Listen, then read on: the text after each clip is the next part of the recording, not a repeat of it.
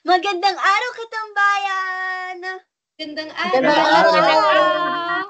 Narito na naman tayo sa ating tambayan ng kaalaman. Isang bukas na espasyo ng talakayan kung saan ideya ang ating iniinom at kaalaman ng ating pulutan.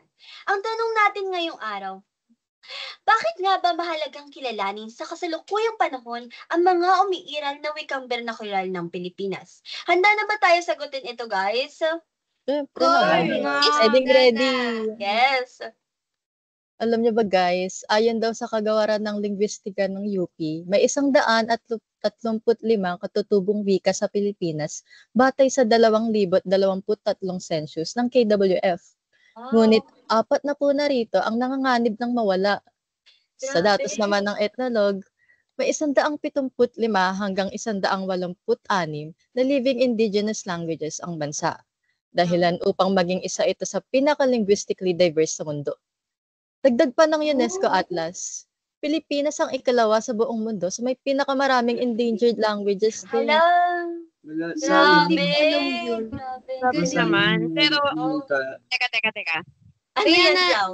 Hindi ko maintindihan na, Ah. bakit malaking usapin ba yung tungkol sa wika? Meron naman tayong Pilipino at Ingles Hindi ba mas makatwiran na pagtuunan na lang natin ng pansin yun? Saka, marami pang suliranin yung yung bansa natin. Kailangan pa natin yung ayusin, di ba? At least gets ko si Rianne. Ang wika kasi ang kaluluwa ng isang bayan. Totoo. Sabi nga ni Rizal, di ba, ang mga taong hindi marunong magmahal sa sariling wika ay masahol pa sa hayop o malansang Tama. isda. Patunay na mahalaga ang wika bilang pundasyon ng kalayaan ng isang bansa. Kaya sa'yo ko, Rihanna. Yes! Okay, sige. Atina, nauunawaan naman kita na bahagi yun ng pagiging makabayan, pero makatotohanan ba yun? Saka paano mo naman matuturo yung ilang daang wika sa Pilipinas? Nakakalito kaya yun para sa mga estudyante?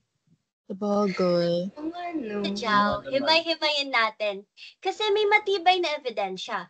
Sa Iloilo experiment noong 1960, may mga batang tinuturuan gamit ang Hiligaynon o wikang bernakular nila. Dahil dito, mas nagiging mahusay sila hindi lamang sa pagbabasa, kundi pati sa aritmetika at araling panlipunan.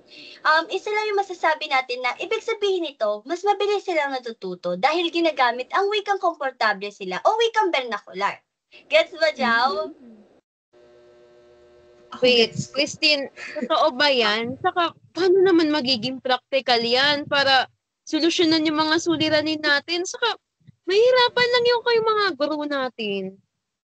Alam mo ba, sa kasalukuyang MTBMLE ng DepEd, ginagamit ang 19 na wika bilang medium ng pagtuturo. Dami, di ba? Jao. Kabilang dito ang Yes. Tagalog, Kapampangan, Hiligaynon, Cebuano, tapos marami pa. Ayon sa DepEd, yung mga bata natuturo sa unang wika ay may 23 hanggang 30% na mas mataas na marka sa pagbabasa at matematika kaysa sa eksklusibong English na klase. Makita dito ang pag-unlad sa 4 na larangan: wika, kognitibo, akademiko, at social-kultural. At ito pa, Uy, galing. dagdag ko lang, Jawa, may pakinabang din kasi ito sa kabuhayan. Ayon sa NCCA, ang katutubong wika ay puhunan sa turismo at kulturang industriya.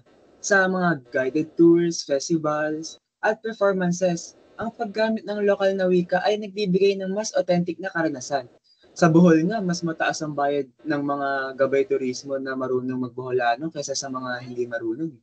Ay, oo, ang galing nila dyan. Diba? Okay. O sige, sabihin na natin nakakatulong yung wika para sa kultura. Pero paano naman sa teknolohiya at pagbabago? Hindi ba mahuhuli tayo kapag nagtuon lamang tayo sa mga katutubong wika na yan? Ano ba? Baligtad pa nga eh. Kaya. Ayon sa Cebuano Readability Model, posible ang paggamit ng vernacular sa modernong teknolohiya tulad ng natural language processing at educational na apps. Mahalaga ito upang hindi maiwan ng mga lokal na wika sa digital age. Kaya pati yung mga kumpanya ay namumuhunan na sa multilingual contents. Ang In fairness, ang daming baon ni Nathan ngayon. Pero Oo, kasi, nga eh. Elise, alalahanin mo rin, si Rizal nakakapagsalita ng 22 wika. At ito ang naging daan para mas maging matalino pa siya. Patunay lamang na ang pagiging bihasa sa maraming wika ay nagpapalawak sa ating isip. Ito ay hindi isang hadlang. Ayon nga sa pag-aaral ni Dr. Ellen Berlesok, sa University ng Toronto, ang mga taong marunong sa higit sa 2 wika ay mas mahusay pa sa paglutas ng problema at mas mabagal ang pagtanda ng utak nila. Ang galing naman. Daming alam ni, Pala ano, yun. daming alam ni Kaya Rizal. nga, Dami dami Dami niya baon. ring Sige, baon. sige, gets ko na. Pero, eto, may isa Earn. pa akong tanong.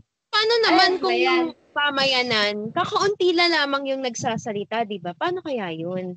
Ay, O oo eto nga. Joe, Totoo. halimbawa, alam mo yung sa Quirino, yung wikang Arta? 10 na lamang Hindi. nagsasalita nito. Tapos puro Grabe. matatanda pa. Pag nawala sila, kasamang mawawala ang kaalaman sa gamot, kasaysayan, kultura. Ayon nga sa SIL at Rappler, may 11 nang namatay at 28 nanganganib na wika sa Pilipinas. Kaya nga sa IPRA, RA 8,371, Artikulo 14, pang-7 seksyon ng 1,987 konstitusyon, kinikilala daw ang karapatan ng mga katutubo at ang mga wiki. RA 8,371, Artikulo 14, pang-7 seksyon ng 1,987 konstitusyon, kinikilala daw ang karapatan ng mga katutubo at ang mga wikang Galing ah. regional bilang dagdag na opisyal. Galing nun. Galing. Oo, At magaling. eto pa, Jao, sa pag-aaral Okay. ni Lamorinas noong 2024, ang paggamit daw ng sariling wika ay nakakapagpataas ng self-esteem at sense of belonging. Eto pa, Jao, na parang binabawasan nito ang diskriminasyon, lalo na sa mga taga-probinsya at katutubo, kaya nakakamit natin ang pagkakapantay-pantay, parang sa mga core values na tinuturo sa atin ng FEU. Diba? Oo, Ay, tama. Tama ka oo. dyan, tama. O ano, Joe? Ano masasabi mo, Jao? Okay.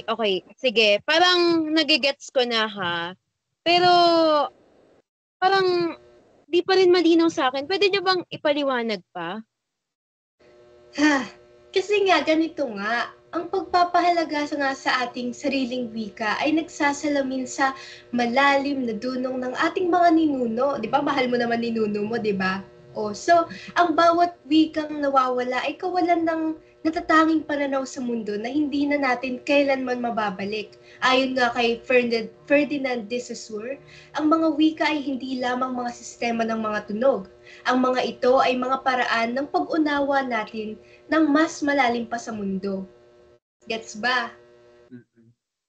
At sa Yes, teknolohiya, nakatago sa mga wika ang kaalamang tradisyonal sa medisina at agrikultura na pwedeng magbunga ng Ito pa, dagdag ko pa to Ayon daw sa taong 2020 census ng PSA, 10.2 milyong households ang pangunahing ginagamit ang Tagalog. Mahigit 7 na po ang porsyento ng pamilya ay gumagamit ng isa sa 10 nangungunang wika. Ito ang Tagalog, Bisaya o Cebuano, Ilocano, Hiligaynon, Bicol, Waray. Basta yun, gets nyo na yun, di ba?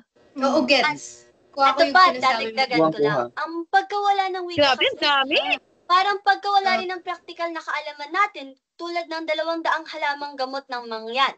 Kapag nawala yung wika, hindi na natin ito malalaman. Mahalaga ito sa agrikultura, medisina at pangkabuhayan. Ito. Isa pa. Okay. Naalala mo ba yung sinabi ni Rizal na ang Yung pagkakaiba-iba ng mga Yes, Pilipino kasama na ang wika ay lakas natin, hindi kahinaan? Ang pagkilala sa lahat ng katutubong wika ay pagkilala sa komplikadong kalikasan ng ating pagkakakilanlan. Sabi rin ni Rizal, di ba favorite ko si Rizal? Kasi natin yun eh. Yes, Ang idol. wika ay nagsisilbing Idol. salamin ng kultura at kaisipan ng isang lahi. Idol ko Ito yun. yan. Kaya, Grabe! Jao. Teka. Wait lang. Okay. Parang information overload ako dun sa inyo. Sunod-sunod, nagra-rap pero kayo ng gets, mga diba? information Okay. sa akin. Pero, eto, nakakagulat no? Hindi ko naisip na konektado pala yung katutubong wika sa pag-unlad ng kaisipan, mga pagkakataong pangkabuhayan, katarungan, panlipunan, at pagpapanatili ng kasaysayan. Parang pamamaraang maraming wika tulad nga ni Rizal, bahagi ng pundasyon ng kanyang Favorite ko yan. makabuhayan at paninindigan yung wika, di ba? Kaya, Jao, sana malinaw na kung bakit hindi lang kailangan, ngunit paano natin mapapabilis ang pagkilala at pagtupad ng mga polisiya para sa wika. Kaya't lagi nating tatandaan, sa tambayan ng kaalaman, hindi lang usapan ang hatid, kundi pagyabong ng isip at damdamin. Hanggang sa muli nating pagkikita, sama-sama nating itaguyod ang ating mga wika bilang isang Pilipino at kabataang Pilipino. Dahil dito, ang bawat tinig ay may saysay. Kaya Jao, nalinawan ka ba sa pag-uusap Yes, natin? Linawan ka ba? Sinabi dito. Hindi pwede hindi. Gets na gets na?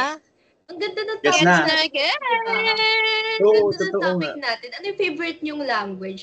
For me kasi Ilocano. Kasi, Oo. alam mo yun, parang Ako ano sa akin. Kapampangan. Ikaw, Nathan. Kapampangan sa akin. Okay. Ay, wala Kaya akong pake. tama nga sinasabi nila, ang pagmamahal sa wika ay pagmamahal sa bayan. At Tina, may masasabi ka pa ba bago natin matapos yung discussion natin today? Ang masasabi ko lang, sana naintindihan ni Jao. Actually, hindi lang ni Jao. Sana naintindihan ng lahat ng manonood na ang wika ay kaluluwa ng ating bayan. Yes, galing. Okay, yes! Ang galing. Yahoo! Yay! Hanggang sa muli!